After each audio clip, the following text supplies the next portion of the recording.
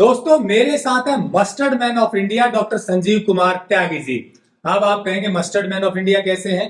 Doctor साहब ने mustard यानी कि सरसों के बीजों पर इतनी रिसर्च की है और ऐसी ऐसी चीजें डेवलप कर दी हैं जो हमारे लिए बेहतरीन हैं, यानी कि बहुत ही गुणकारी हैं। इसीलिए आपको ये वीडियो पूरा देखना चाहिए क्योंकि डॉक्टर साहब आज ऐसी चीज बताने वाले हैं सरसों के बारे में जिसको जानकर आप सरसों से प्रेम करने लग जाएंगे। आप कहेंगे कि हमारे देश में ऑयल सीड इतने गजब का है, हमें पता ही नहीं था। अब आपको ये बता दूं कि doctor Sanjeev Kumar Tyagi ji ICR CIPHET यानी कि Central Institute of Post Harvest Engineering and Technology में food grain and oil seed processing division के हेड हैं और लंबे समय से मस्टर्ड और दूसरी चीजों पर रिसर्च कर रहे हैं और ऐसी कंस्ट्रक्टिव रिसर्च करते हैं जो आम जीवन में काम की होती है। सरसों का वो गुण भी बताएंगे जो दादी नानी सदियों से प्रयोग करती आ रही थी। कान में तेल डालना, जो है उसकी कालस को लगाना, ऐसी ऐसी चीजों का साइंटिफिक आधार भी खोजा है डॉक्टर साहब ने, क्योंकि हमारे पुराने समय में जो चीजें हो रही थी वो साइंस पर ही आधारित थी, ये आपका कहना है। तो चलिए जानते हैं कि सरसों के बीजों से काजल से लेकर प्रोटीन, जी हाँ, हाइड्रोलाइज प्लांट प्रोटीन तक डेवलप कर दिया है डॉक्टर संजीव कुमार त्यागी जी ने। तो जानते हैं मस्टर्ड मैन ऑफ इंडिया से सरसों की खासियत। टेक्निकल फार्मिंग चैनल को सब्सक्राइब करें और बेल आइकन भी दबाएं ताकि आगे आने वाले वीडियो की नोटिफिकेशन आपको मिलती रहे। डॉक्टर नमस्कार। नमस्कार नमस्कार जी, नमस्कार जी। आपने बताया कि सरसों तो एक कमाल का ऑयल सीड है, कैसे कमाल का है, क्या क्या किया? जो सरसों है जो हमारे देश में काफी पैदा होती है, इसकी बहुत सारी वैरायटी होती है। जैसा आपने देखो पीली सरसों, काली सरसों, इसके कई साइंटिफिक नाम है, बॉटनिकल नेम है। इसकी बहुत सारी वैरायटी पैदा होती है देश के अंदर। तो उनके अंदर क्या है कि डिफरेंट कंटेंट ऑफ ऑयल होता है। तो हमारे देश में क्या है कि सरसों का बहुत पुरातन, बहुत प्राचीन इतिहास है। सरसों हमारे देश में, हमारे नॉर्थ इंडिया में तो खास तौर से घर घर में खाए जाने वाला एक तेल है। तो सबसे पहले अभी तक जो इसका मोटा मोटा इस्तेमाल होता था कि सरसों का तेल जो था पहले हम लोगों ने घानी से निकालते थे, कच्ची घानी से। उसमें क्या होता है, जो कोलू बोलते हैं, उसमें इमली की लकड़ी लगती थी। बेसिकली इमली की लकड़ी लगा के इसका तेल निकालते थे, क्योंकि हमारे पास टेक्नोलॉजी नहीं थी। तो जो तेल निकलता था, जो केक रह जाता था, उसमें 20% तक तेल रह जाता था। तो फिर धीरे धीरे मैकेनिकली एक्सप्रेशन करके अच्छे अच्छे डेवलपमेंट हुए, एक्सपेलर आए, फिर उससे तेल निकाला, 8% तेल रह गया। लेकिन इस तरह का जो तेल है जिसके अंदर हम सॉल्वेंट का इस्तेमाल नहीं करते, सिर्फ प्रेशर देके, सिर्फ स्क्वीज करके तेल निकालते हैं, वो तेल जो है कच्ची घानी का तेल कहलाता है। उस तेल में बात क्या होती है कि उस तेल के अंदर जो पंजेंसी है, जो इसके अंदर कंपाउंड होता है AITC, एलाइल आइसोथियोसाइनेट, उसको वजह से उसके अंदर पंजेंसी है जो हमारी आंखों में लगती है, झल जो लगती है, जिसे हम झल भी कहते हैं, देसी भाषा में झल कहते हैं। तो ये जो कैरेक्टरिस्टिक है केवल सरसों के अंदर ही है, बाकी किसी भी ऑयल सीड में, ऑयल में कैरेक्टरिस्टिक नहीं होती। तो ये झल एज सच तेल में जो सीड है उसमें नहीं होती है। सीड के अंदर जो डिफेंस मैकेनिज्म है, उसके अंदर एक पायरोनेस एंजाइम है, उसके अंदर जो है ग्लूकोसिलेट्स है, जब वो आपस में मिक्स होते हैं मॉइस्चर की प्रेजेंस में तो एक कंपाउंड बनता है। तो ये बेसिकली जो तेल है वो सरसों के सीड के बीच के अंदर ग्लूकोज में इकट्ठा है, जैसे कि खजाने के अंदर कुछ चीज रखी हुई हो और ऊपर उसके चारों तरफ जो है कोई उसकी रक्षा कर रहा हो, पहरी हो। तो ये जो ग्लूकोसिलेट्स है और जो इसके अंदर एंजाइम है बाइंडेज, वो जो एंजाइम है वो इसको प्रोटेक्शन देने की कोशिश करता है, लेकिन जब स्क्वीज करते हैं तो वो चीज हमारी तेल में आ जाती है। अब जो तेल है, एक तो ये तेल हो गया था कहते हैं कच्ची घानी का, और जो एक्सप्लेयर से तेल निकला।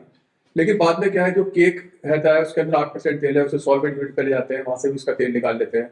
तो इस तरह से तीनों तेल मिला के तेल की कॉस्ट कम हो जाती है, वो तेल मार्केट में बड़े बड़े ब्रांड बेचते हैं। जो आपने तेल की बात की, ये तेल सदियों से यूज होता आ रहा था। जैसे आपने बताया कि कान में दर्द होता था तब डाल देते थे। आपने बताया कि जो दादी नानी हम भी देखे बचपन में कि वो तेल के ऊपर कुछ मिट्टी का दीवार रख देती थी और वो काजल बन जाती थी, वो आंखों में डाल देते थे। तो उसके पीछे क्या साइंस है? देखिए, ऐसा मैंने वही बता रहा था आपको कि ये जो कंपाउंड होता है इसके अंदर, जिसे कहते हैं एलाइल आइसोथियोसाइनेट, जो कंपाउंड है, ये कंपाउंड इसके अंदर मेडिसिनल प्रॉपर्टी को बताने की कोशिश करता है। ये जो मेडिसिनल प्रॉपर्टी है ऑयल के अंदर, उस कंपाउंड की वजह से होती है, वही झल के लिए भी होता है। तो ये जो कंपाउंड होता है इसके अंदर एंटी फंगल प्रॉपर्टी है, इसके अंदर एंटी बैक्टीरियल प्रॉपर्टी है। तो इसीलिए देखा होगा आपने कि पहले जमाने में था, थोड़ा तेल गर्म किया, कोई जो कान का जो हमारा जो स्किन है, कान में जो पर्दा है, उसके ऊपर फंगल ग्रोथ हो जाती है। तेल इसके अंदर जाता है तो उसके अंदर थोड़ा सा वो कंपाउंड होता है, तो वो एंटी फंगल का काम करता है। तो उससे क्या होता है कि वो कंट्रोल कर लेता है। ऐसे ही मालिश करने के लिए इस्तेमाल करते हैं कि धूप में तेल की मालिश करो, सरसों के तेल की, और धूप में लेटो। तो वो कंपाउंड क्या है, जो आपके फंगल इन्फेक्शन है बॉडी के अंदर, जो बैक्टीरियल इन्फेक्शन है उसको दूर करने का काम करता है। प्रूवन है, इसके अंदर एंटी बैक्टीरियल प्रॉपर्टीज होती है, एंटी वायरल प्रॉपर्टीज भी है, एंटी फंगल प्रॉपर्टीज कंपाउंड की वजह से होती है। अब इस कंपाउंड की वजह से ही क्या होता है कि ये जो यूरोपियन कंट्रीज है, यूएस है। नहीं, एक काजल वाली बात। काजल में क्या होता है कि इसी तरह से जब तेल को हम बर्न करते हैं, तो जब तेल बर्न होता है तो इसके अंदर जो स्मोक निकलता है, स्मोक जो है वो हम उसको डिपोजिट कर लेते हैं एज ए पर्टिकुलर मटेरियल। तो वो जो होता है फाइनेस्ट फॉर्म ऑफ कार्बन है, तो उसके अंदर भी वही एंटी फंगल जो प्रॉपर्टीज है उसकी, जो AITC है, वो उसके अंदर आ जाती है। इसीलिए जो काजल डालते थे हमारे गाँव में, हमारे शहरों में, माताएं बहनें, तो उससे क्या होता है कि जो आंख के अंदर जो इन्फेक्शन है, बैक्टीरियल इन्फेक्शन, वो उससे कंट्रोल हो जाता है। तो ये साइंटिफिक रीजन है इसका कि इसके अंदर एंटीबैक्टीरियल सब्सटेंस आता है उसके कार्बन में, वो हमारी आंख को प्रोटेक्ट करता है।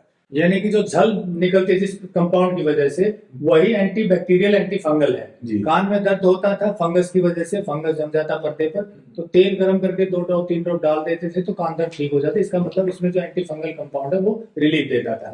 यानी कि साइंस जानते थे हमारे बुजुर्ग। और फिर जो दादी नानी काजल बनाती थी, आजकल तो काजल बनाते नहीं, लेकिन आपने बताया कि रिफाइंड कार्बन होता है, वो फंगस से बचाता है आपको। तो ये तो इसकी प्रॉपर्टी, ये इसी सीड में होती है क्या? हाँ, केवल इसी सीड में होती है।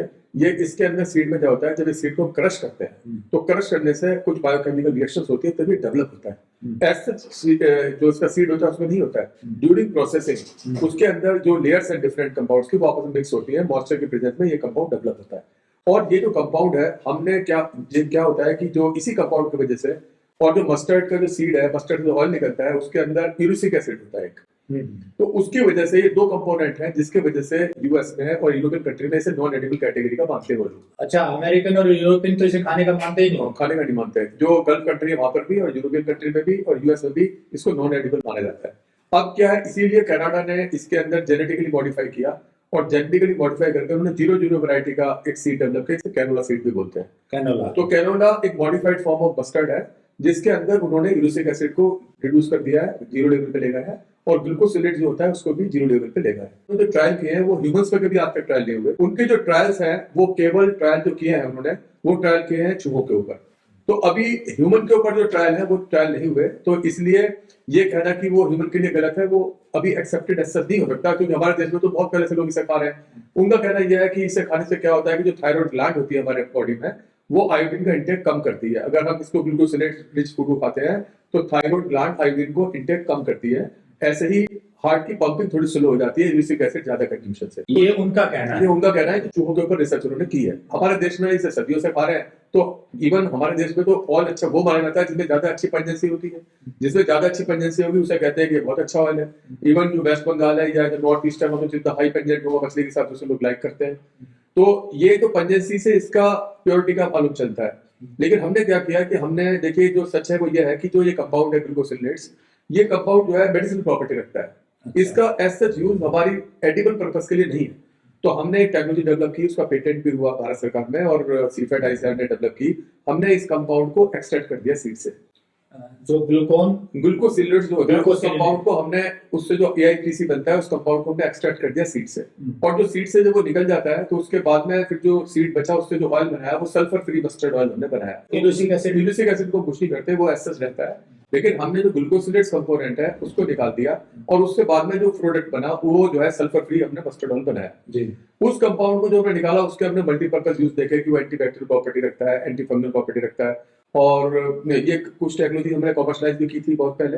तो इसी तरीके से आगे बढ़ते गए हम लोग। तो आगे बढ़े तो हमने जो है मस्टर्ड को डीहल किया, डीहलिंग टेक्नोलॉजी डेवलप करी। मस्टर्ड के अंदर से उस कंपाउंड को निकालकर हमने डीफैटेड, डीहल्ड, डीबिटर्ड पाउडर डेवलप किया, जो कि मस्टर्ड का जो पाउडर है वो मस्टर्ड सॉस के लिए इस्तेमाल होता है। उसकी टेक्नोलॉजी हमने एक बड़ी कंपनी को कॉमर्शलाइज की थी। उसके बाद में हमने जो है, जो उसकी खल बची, उस खल के अंदर से हमने जो है इसको DOC जो बनी, DOC से हमने हाइड्रोलाइज्ड प्लांट प्रोटीन बनाया, जिसके बारे में हमने आपको बताया था, जो कि एक प्रोटीन का बहुत बड़ा सोर्स है। बीच में आपको रोकूंगा, आपने बताया कि मस्टर्ड पाउडर है जिससे सॉस भी बनता है। मस्टर्ड का जो सॉस बनता है, वो जो पाउडर था, जो बड़ी कंपनी थी, वो US से इंपोर्ट कर रहे थे सारा कुछ। उसमें क्या होता है, एक टेक्निक होती है जिसमें मस्टर्ड के छिलके को हटाया जाता है। तो क्योंकि वो जो सॉस है वो ऐसा लगता है बेसन का येलो कलर की होती है, उसमें छिलका नहीं होता है। तो हमने एक टेक्नोलॉजी डेवलप की जिसमें मस्टर्ड का एक पायलट प्लांट बनाया। उसके अंदर हमने मस्टर्ड का डीबिटरिंग भी किया और साथ में डीहल भी किया। उसके छिलके को हटा दिया। जो छिलका होता है उसमें सिनापिन होता है, उससे हमने धूप बत्ती अगरबत्ती बनाने का हमारे एक जो है अभी टेक्नोलॉजी आईसीआर ने अप्रूव की, जो हमने भरतपुर इंस्टीट्यूट है उनके साथ में कोलैबोरेटिव में काम किया था। तो वहाँ एक बैठा था, उन्होंने इसके ऊपर आईसीआर की टेक्नोलॉजी दी, वो हमने उनसे साथ काम किया था। तो वो छिलके से हम सिनापिन होता है, उससे हम अगरबत्ती धूप बत्ती बना सकते हैं। तो वो धूप बत्ती अभी कमर्शलाइज हो चुकी है।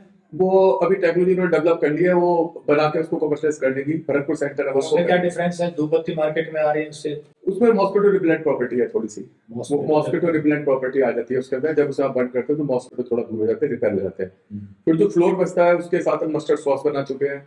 फिर हमने उस फ्लोर को यूज किया था बिस्किट बनाने के लिए, ब्रेड बनाने के लिए, पास्ता बनाने के लिए। ये हमने काम किया था आज से 15 साल पहले। ये सारे जो है हमारे पेपर छपा, बहुत अच्छे जर्नल में, बहुत साइटेशन है उस पेपर का। तो उसकी टेक्सचर स्टडी की गई, वो हमने फूड पोटैटो से तैयार कर लिए।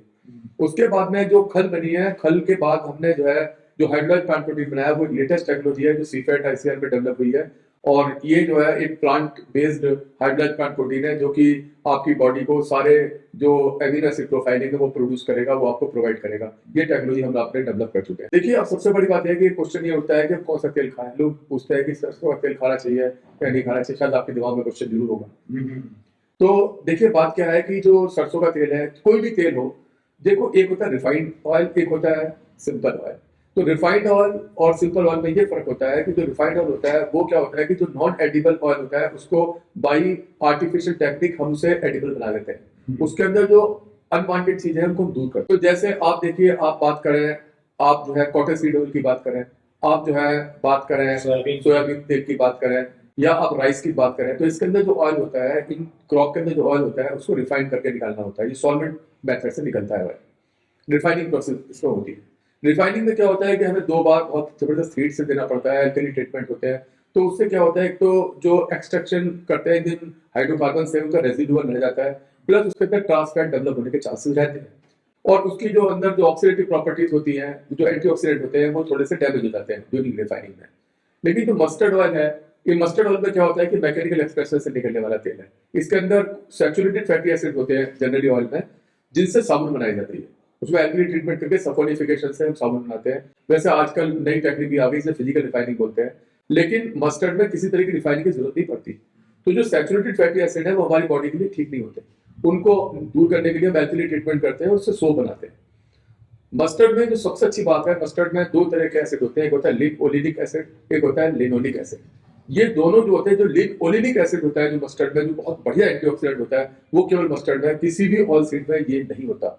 लिन ओलिनिक जो होता है, ओमेगा 3 ओमेगा 6 से बोलते हैं लिनोलिक और लिनोलिक को, तो वो केवल मस्टर्ड ऑयल में होता है, जो एंटीऑक्सीडेंट होता है नेचुरली। ओमेगा 3 ओमेगा 6 का रेशियो होता है। ओमेगा 6 लिनोलिक और लिन ओलिनिक एसिड दोनों के कॉम्बिनेशन को ओमेगा 3 ओमेगा 6 बोलते हैं। तो ये जो है एसिड, ये केवल मस्टर्ड में है। इसका जो रेशियो है, जो दी बेस्ट है रिकमेंडेड, वो केवल मस्टर्ड में होता है। हम लोग कहते हैं कि हम जो है कैनोला ऑयल में है, तो कैनोला ऑयल क्या है, वो इंपोर्टेड है, मस्टर्ड का वर्जन है। लेकिन उसके अंदर जो बाकी अच्छी चीज होती है वो उसके अंदर सप्रेस हो जाती है। जैसे मस्टर्ड में सिलीनियम भी होता है, एक चीज सिलीनियम होता है मस्टर्ड के अंदर, एक कैनोलॉल होता है इसके अंदर, जो कि आपके सिनापिक एसिड को जो हम एडजस्ट करते हैं तो वो बन जाता है। तो मस्टर्ड ऑयल, अगर मैं जो कहूँ, मेरा कहना यह है कि अगर मस्टर्ड ऑयल में से हम ग्लूकोसिलेट्स निकाल देते हैं तो जो सल्फर फ्री मस्टर्ड ऑयल हम बनाए हैं वो दी बेस्ट ऑयल हो सकता है ह्यूमन के लिए। लेकिन चूंकि हमारे देश में इंपोर्ट हो रहा है ऑयल का, हमारे यहाँ एडिबल ऑयल की स्कार्सिटी है, हम लोग जो है अपनी, हालांकि बहुत अच्छा प्रोड्यूसर है वर्ल्ड में ऑयल के, लेकिन तब भी हमें इंपोर्ट करना पड़ता है ऑयल। तो अगर, क्योंकि रीजन बेसिक ऑयल का कंजम्पशन है, जैसे केरल में कोकोनट ऑयल खा रहे हैं, कर्नाटका में सनफ्लावर खा रहे हैं, तमिलनाडु में सीसन सीड खा रहे हैं, ऐसे ही रीजन स्पेसिफिक लोग खाते हैं। सोयाबीन जो है वो मध्य भारत में खाया जाता है, उत्तर भारत में, कश्मीर में, उत्तर प्रदेश में, बिहार में, नॉर्थ ईस्ट में, बंगाल में, इधर जो है लोग सरसों का तेल का कंजम्पशन करते हैं। तो सरसों का तेल में अगर हम सल्फर कंपाउंड निकाल लेते हैं तो उसकी गुणवत्ता और अच्छी बढ़ जाती है। और वो जो कंपाउंड हम निकालते हैं उसके अंदर बहुत सारी प्रॉपर्टी है, जो एंटी बैक्टीरियल है, एंटी वायरल है, वो हम यूज कर सकते हैं एंटी फंगल प्रॉपर्टीज के लिए। यहाँ पे ये टेक्नोलॉजी अभी कमर्शियलाइज होने के लिए रेडी है? हाँ, ये सब कमर्शियलाइज हो चुकी है, सब चीज हम बना चुके हैं। हमको 6-7 करीब पेटेंट इसमें मिल चुके हैं। जो आईसीआर सीक्रेट में हमने 7 पेटेंट मस्टर्ड की प्रोसेसिंग में, मस्टर्ड के प्रोडक्ट को निकालने के लिए हमने डेवलप किए हैं। जो टेस्ट एनहेंसर है, जिसको जो फूड प्रोडक्ट का टेस्ट एनहेंस कर सकता है, जो कि एजिनोमोटो का सब्स्टिट्यूट है, वो हमने मस्टर्ड के हाइड्रोलाइज्ड प्लांट प्रोटीन से तैयार कर दिया है। ये इंस्टीट्यूट में रिसर्च की गई है, उन्हीं के बेसिस पे हमने ऐसा कुछ काम किया है। इसके अलावा बैक्टीरियल ब्लाइट की प्रॉब्लम होती है, बैक्टीरियल की जो पाइनएप्पल जो आपकी पोमेग्रेनेट पर होती है, उसको रिमूव करने के लिए भी हमने मस्टर्ड से एक ड्राइव करके एक मटेरियल जो था उसको निकाल के उसके ट्रायल डाले, जो बड़े सक्सेसफुल हुए हैं। लेबोरेटरी में हमने एंटी बैक्टीरियल स्टडी की है, जो बहुत कामयाब हुई है।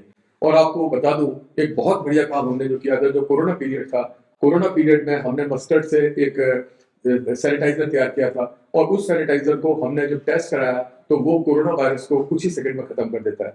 हमने उससे सरफेस सैनिटाइजर और बॉडी सैनिटाइजर तैयार किया था, जो कि जब मैं प्रोजेक्ट कोऑर्डिनेटर था तो हमने पंजाब एग्रीकल्चर यूनिवर्सिटी में के साथ मिलकर उसको टेस्ट कराया था हैदराबाद की लैब में, जो कि भारत की अकेली लैब है जो कि कोरोना वायरस को टेस्ट करने के लिए अधिकृत है। तो उनकी टेस्ट रिपोर्ट हमारे पास आई, तो मस्टर्ड के प्रोडक्ट्स को हम जब टेस्ट किया तो वो किसी भी तरह के वायरस को खत्म कर देता है। ये इस प्रोडक्ट की बड़ी अच्छी बात है। जैसे आपने मस्टर्ड के बारे में बताया, मैं बात करूं कि मुझे ये आइडिया कहां से आया। देखिए, मैं बेसिकली प्रोफेशनली केमिकल इंजीनियर हूं, तो जब मैंने Indian council of agriculture research join किया था 98 में, तो मैंने सबसे पहले जो प्रोजेक्ट शुरू किया वो मस्टर्ड के ऊपर ही शुरू किया था। तो मैंने तब से उस क्रॉप को पकड़ा, उसको मैं पढ़ता गया, जो इंडियन ट्रेडिशनल नॉलेज थी उसको मैंने एक्सप्लोर किया। वहां पर जिक्र था कि इसके अंदर ये प्रॉपर्टी है, वो प्रॉपर्टी है। तो क्या है कि जैसे कान में डालने वाला है तो पूरा सरसों का तेल हम लोग डाल देते हैं, हालांकि उसके अंदर जो कंपाउंड जो हम निकालते हैं वो पीपीएम लेवल पर होता है। तो अगर हम उस कंपाउंड को निकाल के उसे डाइल्यूट करके डालें तो उसका इफेक्ट ज्यादा होगा। तो हमारी जो ट्रेडिशनल नॉलेज है वो हमें डायरेक्शन देती है कि हम इस डायरेक्शन में करें, लेकिन उसको साइंटिफिकली प्रूव करना ये हमारी जिम्मेदारी है। जो हम लोग पढ़ के आए हैं तो हम लोग उसे साइंटिफिकली प्रूव करें, ये हमारी जिम्मेदारी है। तो मैं उस जिम्मेदारी का निर्वहन करने की कोशिश कर रहा हूँ। इंडियन ट्रेडिशनल नॉलेज को साइंटिफिकली प्रूव करके मैं इससे बायोपेस्टिसाइड और इससे जो है एंटी फंगल सब्सटेंसेस और एंटीवायरल चीजें जो है वो बनाने का प्रयास कर रहा हूँ। उसके साथ मैंने दुनिया भर के फूड प्रोडक्ट इससे तैयार किए हैं। भारत का पहला सल्फर फ्री मस्टर्ड ऑयल, दुनिया का पहला सल्फर फ्री मस्टर्ड ऑयल हमने इससे तैयार किया है, और हाई ब्लड प्रोटीन इससे डेवलप किया है। मस्टर्ड के जितने भी यूज आपको दिखते हैं प्रोडक्ट में, वो सारे के सारे जो हम प्रोडक्ट देख रहे हैं वो हमें अपने जो अनुवेद है उसमें से मिल जाते हैं। मस्टर्ड के बहुत सारे यूज आपने देखे होंगे। एक बड़ी इंटरेस्टिंग आपको मैं बात बताता हूँ। ऑस्ट्रेलिया में जहाँ मस्टर्ड का पौधा उगाते हैं, तो मस्टर्ड के पौधे के अंदर एक खास बात होती है, ये क्या करता है कि अगर आसपास कहीं पर गोल्ड है तो ये गोल्ड को खींचता है। तो वहां पर क्या होता है कि इसके पौधे को लगाते हैं, फिर उसको क्रॉस सेक्शन करके देखते हैं, उसमें गोल्ड आ रहा है तो ये मालूम चल जाता है कि आसपास जो है गोल्ड की माइंस है। तो गोल्ड को अट्रैक्ट करने की प्रॉपर्टी मस्टर्ड के प्लांट के अंदर होती है, ये एक खास बात है। दूसरा, आपने देखा होगा कि जो जितने भी हमारे ढोलक वगैरह जो बजती थी, जो बजाते हैं, उसके अंदर जो ब्लैक पोर्शन होता है जहाँ से सेट करते हैं, जो उसका जो ड्रम होता है उसके अंदर जो काला पोर्शन है उसको भी मस्टर्ड के ट्रीटमेंट से ही तैयार होता है।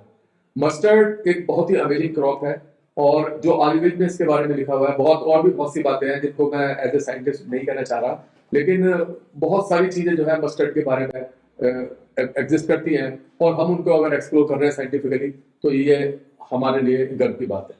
तो आपने बताया मस्टर्ड एक अमेजिंग क्रॉप है, यूं कहिए चमत्कारी क्रॉप है, और उससे तेल के अलावा भी बहुत सी चीजें बन जाते हैं। ऐसे कंपाउंड होते हैं जो एंटी फंगल है, एंटी बैक्टीरियल है, वो भी काम करते हैं। और आपने जो मुख्य रूप से इसकी 3-4 चीजें डेवलप की हैं कि एक तो आपने इसमें से ऐसा कंपाउंड निकाल लिया है जो यूरिया, एग्रीकल्चर में यूरिया के को स्लो रिलीज करवाता है प्लांट को, जो कि प्लांट की ग्रोथ में ज्यादा हेल्पफुल है। अब इससे एंटी बैक्टीरियल भी चीजें आपने निकाली इसमें, और उसके बाद आपने जो दुनिया का पहला सल्फर फ्री जो ऑयल है वो भी बनाया, और जो सबसे आगे बढ़ करके डी ऑयल केक है। ये देखिए दोस्तों, जो डॉक्टर साहब ने चमत्कारी चीज डेवलप की है, जो इस सरसों की खली यानी कि डी ऑयल केक है।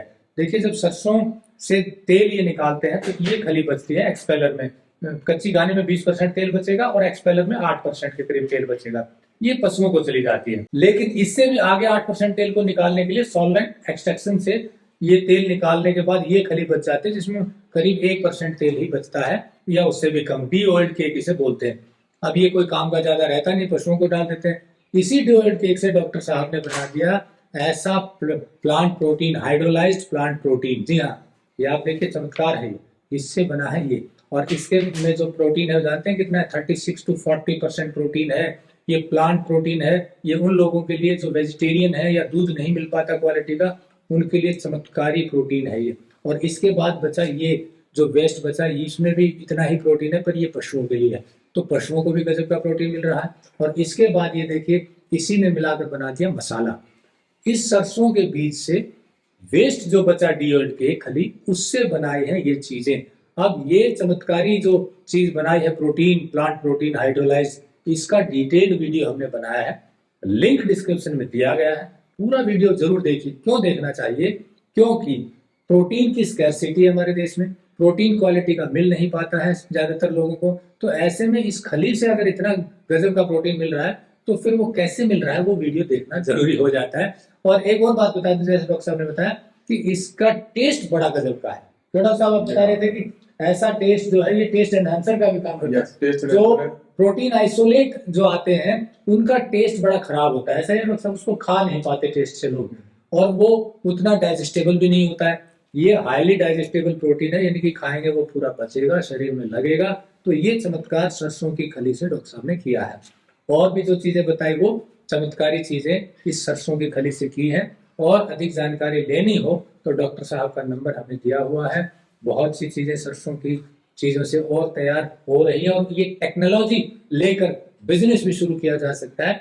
ये टेक्नोलॉजी बनाने की, इससे प्रोटीन बनाने का शुरू किया जा सकता है, और ये कंपाउंड और जो चीजें डॉक्टर साहब ने बताई उनसे भी शुरू हो सकता है। तो किसानों के लिए भी काम की है, और जो लोग इसे जो यूज करें उनके काम की भी है। एक अंतिम सवाल पूछ लेते हैं डॉक्टर साहब से कि जो सरसों के तेल और बाकी तेल की तुलना में अगर खाने की बात की जाए तो वो कितना अंतर है। डॉक्टर साहब आपने बता दिया कि हमारे यहाँ मूंगफली का तेल खाया जाता है, सोयाबीन का तेल होता है, राइस ब्रान ऑयल भी खाया जाता है, सनफ्लावर का तेल भी होता है, कोकोनट ऑयल भी होता है, ये भी होता है, सेसमे ऑयल भी होता है। जनरली ये तेल ज्यादातर खाए जाते हैं। तो जो एंटी फंगल और एंटी बैक्टीरियल प्रॉपर्टी आपने बताया वो इसी तेल में है, ये आप बता रहे। और टेक्निकली समझे तो कितना अंतर है बाकी तेल से, कैसे बैठा? देखिए, जो मस्टर्ड का जो ऑयल है ना वो मेडिसिन प्रॉपर्टी पे रखता है। अच्छा। और जहाँ तक ये कंपाउंड की बात है, जब इसे हीट करते हैं तो जब कुकिंग से पहले हीट करने से क्या होता है कि वो कंपाउंड एवोपरेट होकर निकल जाते हैं। हालांकि वो कंपाउंड जो है उनका एडिबल यूज नहीं है, वो कंपाउंड जो है मेडिसिनल प्रॉपर्टी रखते हैं, लेकिन वो जब ड्यूरिंग हीटिंग को कच्चा होता है इस्तेमाल करते नहीं है। कढ़ाई में जब उसे गर्म करते हैं तो कंपाउंड जो है निकलते हैं, आपने कहा आँख पे झल लगती है, तो वो कंपाउंड निकल जाते हैं। तो मतलब ये खाने के लिए खाने के लिए चीजें निकल जाती हैं। खाने के लिए निकल जाती है। दूसरा यह है कि डीप फ्राइंग के लिए जहाँ हमें पकौड़ियाँ बनानी है, पूरियाँ बनानी है, वहाँ इसका इस्तेमाल बहुत बढ़िया हो जाता है। सबसे अच्छी बात इस ऑयल में यह है कि इसके अंदर सैचुरेटेड फैटी एसिड ना के बराबर है। अच्छा, सैचुरेटेड फैटी एसिड इसमें नहीं होता। जो सरसों के तेल में सैचुरेटेड फैटी एसिड नहीं होता। अनसैचुरेटेड फैटी एसिड, अनसैचुरेटेड में जो है मोनोअनसैचुरेटेड फैटी एसिड होता है, पॉलीअनसैचुरेटेड फैटी एसिड होता है, जिसे मूफा और पूफा बोलते हैं, जिसमें ओमेगा 3 और ओमेगा 6 भरपूर है। ओमेगा 3 ओमेगा 6 इसके अंदर बहुत बढ़िया। जो लिनोलेनिक एसिड है वो इसी ऑयल में है, बाकी किसी ऑयल में इसके आसपास भी नहीं है। अच्छा, ये इसका बहुत बड़ी बात है। दूसरी बात, यानी वो एंटीऑक्सीडेंट है। जब आप सॉल्व खाते हैं तो आपकी बॉडी के अंदर ये एंटीऑक्सीडेंट का काम करता है, जो कि बहुत अच्छी बात है। अच्छा। और सबसे बड़ी बात क्या है कि देखिए, आपने देखा होगा कि जो अचार ग्रुप में अचार आप डालते हैं तो अचार केवल सरसों के तेल में डाला जाता है। आपने देखा होगा किसी और ऑयल को इस्तेमाल नहीं करते। रीजन क्या होता है कि उसमें जो होता है, जो ऑयल होता है हमारा, जब अचार उसका डालते हैं तो उसके अंदर जो एंटी बैक्टीरियल है और एंटी फंगल प्रॉपर्टी है उसके अंदर वो आने नहीं देता, तो उसकी प्रिजर्वेशन प्रॉपर्टी इसके अंदर होती है। तो ये प्रिजर्वेटिव की तरह यूज होता है। यानी कि हमारी दादी नानी तेल में डुबो के अचार बनाती थी आम का, वो कई दिनों तक खराब नहीं होता था बिना प्रिजर्वेटिव के। तो उसका यही कारण है। उसका कारण यह है कि तो वो अचार को पूरा डुबो देती थी उसमें, तो उससे क्या होता था कि वो ऑक्सीजन नहीं पहुंचती थी, और दूसरा ये अंदर एज ए प्रिजर्वेटिव इसके अंदर इनबिल्ट प्रॉपर्टीज है, तो वो उसके लिए प्रिजर्वेशन केवल इसी के थ्रू होता है जी। और अगर आप इसको जो है अपने हेल्थ के लिए देखें तो मालिश वालिश करने के लिए इसका इस्तेमाल है। और नॉर्थ इंडिया की जो कंडीशंस है, ज्योग्राफिकल कंडीशन, उसके लिए और बहुत अच्छा है। क्योंकि अगर किसी ऑयल में फैटी एसिड है, सैचुरेटेड फैटी एसिड है, तो वो क्या होता है कि वो आपकी बॉडी के लिए थोड़ा सा हार्मफुल है। वो ट्राइग्लिसराइड आपकी बॉडी में बढ़ाएगा, जो फाइनली प्लेक का फॉर्मेशन भी कर सकते हैं आर्टरीज और वेन्स में। तो इसका, क्योंकि इसमें सैचुरेटेड फैटी एसिड नहीं है, कोई रिफाइनिंग नहीं होती, ये सिंपल तरीके से ऑयल इस्तेमाल किया जाता है नेचुरल फॉर्म में, वर्जिन टाइप का ऑयल जाता है, तो ये ठीक ऑयल है। अब देखिए, क्वेश्चन ये होता है कि लोग कहते हैं, लेकिन क्योंकि यूरिक एसिड इसके अंदर है उसके वजह से थोड़ा लोगों को कंस्टेंट रहता है। कुछ लोगों को इसके एरोमा से प्रॉब्लम होती है। कुछ लोग कहते हैं कि इसमें एरोमा है, जैसे साउथ इंडिया में लोग कहते हैं कि इसे लोग कड़ू तेल भी बोलते हैं बिहार में, कि कड़वापन है इसके अंदर। कुछ लोग कड़ू ऑयल बोलते हैं। तो ये ऑयल सबसे अच्छा है। अब एक बात और मैं बताऊं, अगर आप इस ऑयल के दिए जलाएं तो दिया बहुत देर तक जलता रहता है इसमें, और किसी और ऑयल के बनाएंगे तो उतनी देर तक दिया नहीं जलता। अब जैसे और ऑयल की हम बात करते हैं, जैसे असली देसी घी की बात करते हैं, तो देसी घी जो है, देसी घी में सैचुरेटेड फैटी एसिड बहुत ज्यादा होता है। तो सैचुरेटेड फैटी एसिड ज्यादा होने से ट्राइग्लिसराइड हमारी बॉडी में ज्यादा बनेंगे, और ट्राइग्लिसराइड ज्यादा बनने से क्या होता है कि बॉडी के लिए वो हार्मफुल रहता है, हार्ट वगैरह के लिए। और असली कारण क्या है कि हमको उसकी जरूरत नहीं है खाने की, लेकिन जो टेस्ट है वो सैचुरेटेड फैटी एसिड से थोड़ा ज्यादा आता है, क्योंकि एनिमल ओरिजिन से आता है। तो बाकी जो रिफाइंड ऑयल्स हैं, क्योंकि इंडिया में स्कार्सिटी ऑफ ऑयल है, तो डिफरेंट रीजन्स में लोग डिफरेंट तरह का ऑयल इस्तेमाल कर रहे हैं। तो हर रीजन में एकोमोडेट हो गए हैं, लोगों की बॉडी एकोमोडेट करके डिफरेंट टाइप के ऑयल से। लेकिन अगर मैं कहूँ तो मेरे हिसाब से तो सरसों का तेल दी बेस्ट है, क्योंकि मैं तो सरसों में काम करता हूँ। अब आपने एक बात देखो कि ओलिव ऑयल के बारे में आपने देखा होगा, ओलिव ऑयल क्या हो रहा है कि ओलिव ऑयल खाना चाहिए, ओलिव ऑयल खाना चाहिए। तो ओलिव ऑयल बड़ा कॉस्टली ऑयल है, जो लोग धन से परिपूर्ण है वो सोचते हैं कि ऑलिव ऑयल खाएं तो ज्यादा बेटर होगा। ऑलिव ऑयल की सबसे बड़ी प्रॉब्लम क्या है कि एक तो वो बहुत कॉस्टली है, वो आम आदमी उसको बियर भी कर सकता। तो इसलिए इंडिया में क्या है कि जो लोग उसे बनाते हैं वो उसके अंदर दुनिया भर की और चीजों की मिक्सिंग कर देते हैं ऑलिव ऑयल के अंदर, olive with other oil mix करके उसे बेचते हैं। दूसरा क्या है कि ऑलिव ऑयल डीप फ्राई के लिए इस्तेमाल नहीं हो सकता। ऑलिव ऑयल का आप पूरी नहीं बना सकते, आप उसके अंदर जब पकौड़े नहीं बना सकते। जब डीप फ्राइंग की बात करेंगे तो ऑलिव ऑयल फेल जाता है उसका रेट पे, तो वो इकोनॉमिक वायबल नहीं है, उसका कंजम्पशन इंपोर्ट हो रहा है, देश में पैदा नहीं होता। हमारे देश में ऑयल की रिक्वायरमेंट को पूरा करने के लिए लगभग जो आपका जो है पाम ऑयल का इंपोर्ट बहुत होता है। तो जो पाम ऑयल है वो भी रिफाइंड करके इस्तेमाल होता है, क्योंकि पाम ऑयल के अंदर भी सैचुरेटेड फैटी एसिड बहुत होते हैं, जो कि हमारे नियर बाई कंट्रीज में काफी हो रहा है, तो इंडिया उसको इंपोर्ट कर रहा है। तो चूंकि नेशनल डिमांड है ऑयल की और ऑयल सीड क्रॉप कराना गवर्नमेंट चाहती है कि ऑयल सीड को लोग जो है ज्यादा ग्रो करें, भारत सरकार दुनिया की स्कीम उसमें बता रही है। तो अब गवर्नमेंट ने पाम ऑयल को प्रोडक्शन करने के लिए भी कुछ स्कीम शुरू करी है, तो पाम ऑयल भी रिफाइन करने के बाद इस्तेमाल हो सकता है। तो सबसे पहली बात तो यह है कि हमको जो चीज राउंड आइए मिल सकती है उसका इस्तेमाल करें।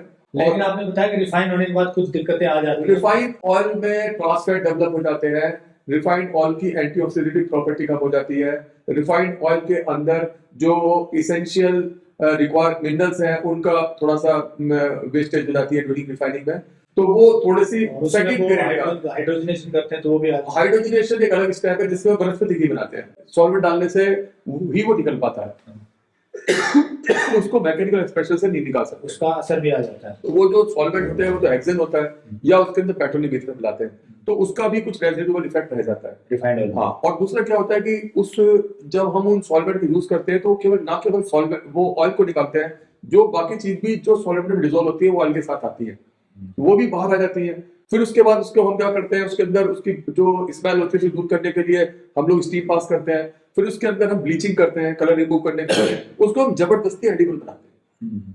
तो एडिबल बनाने से कुछ उसकी प्रॉपर्टीज इनबिल्ट प्रॉपर्टी खत्म होती है, कुछ रेजिडुअल इफेक्ट रहता है, ट्रांस फैट डेवलप हो जाते हैं। तो रिफाइंड ऑयल एज सच बहुत अच्छा ग्रेड का ऑयल नहीं माना चाहिए, लेकिन रिक्वायरमेंट ऑफ द कंट्री हमारे पास पूरी सरसों नहीं हो रही है या हमारे पास और सब्स्टिट्यूट नहीं है अभी, तो फिलहाल इसका यूज हो रहा है। लेकिन मेरे हिसाब से मस्टर्ड ऑयल तो दी बेस्ट ऑयल है, दी बेस्ट ऑयल है। बाकी जो रीजन के हिसाब से ऑयल है वो खाने चाहिए या वो अडेप्टेबिलिटी हो जाती है, जैसे मस्टर्ड ऑयल, जैसे ग्राउंडनट ऑयल है या सेसमे ऑयल है, वो भी बेहतर है, बट वो अलग अलग रीजन के हिसाब से। मस्टर्ड ऑयल में एक और अच्छा कंपाउंड है, वो सेलेनियम कंपाउंड होता है इसमें, जो और किसी में नहीं होता।